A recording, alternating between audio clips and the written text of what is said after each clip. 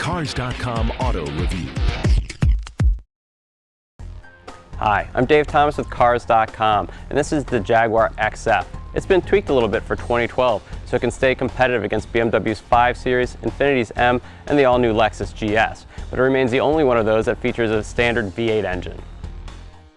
When the XF debuted a few years ago, it was a radical design departure for Jaguar. These days, most people are familiar with it, but there are some changes which I really like, mostly to the headlights.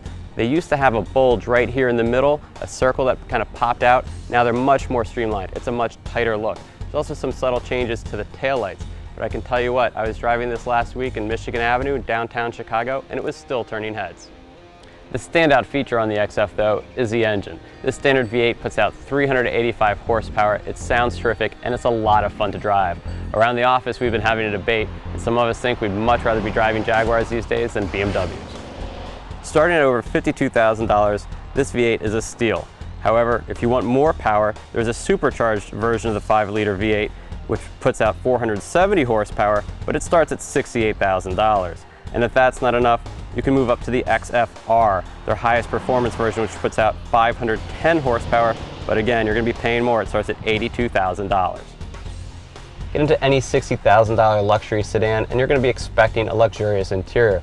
But while German sedans from BMW and Audi have more of a sterile look, the Jaguar goes for something a little more elegant, especially all their use of leather and wood trim. Definitely a step up from those other two. Even things like the thumb wheels on the steering wheel have a great feel to them. And luckily, Jaguar didn't get rid of two of the coolest features in the XF, the shift knob that pops out of the center console when you start the engine, and the vents that roll over when you turn them on and off. My kids got a kick out of that every time. One of the drawbacks is a multimedia system that comes standard in the XF. Its screen is smaller than most of the competition out there, and there's some definite lag time during the transitions between the screens. While some of our editors don't like this system, after driving this for a full week, I definitely got used to it, and compared to some of the even more complicated systems out there, it wasn't that hard to use. If backseat room is a concern of yours, the Jaguar XF might not be the perfect fit.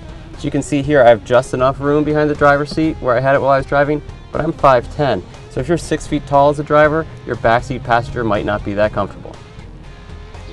On paper, the XF's trunk is one of the biggest in the class at over 17 cubic feet, but in reality it has a really narrow opening, so it's kind of hard to use.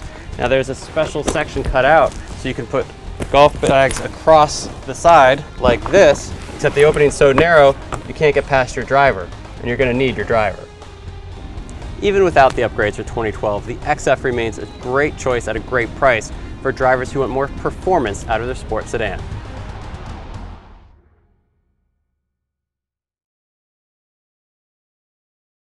For more car-related news, go to Cars.com or our blog, kickingtires.net.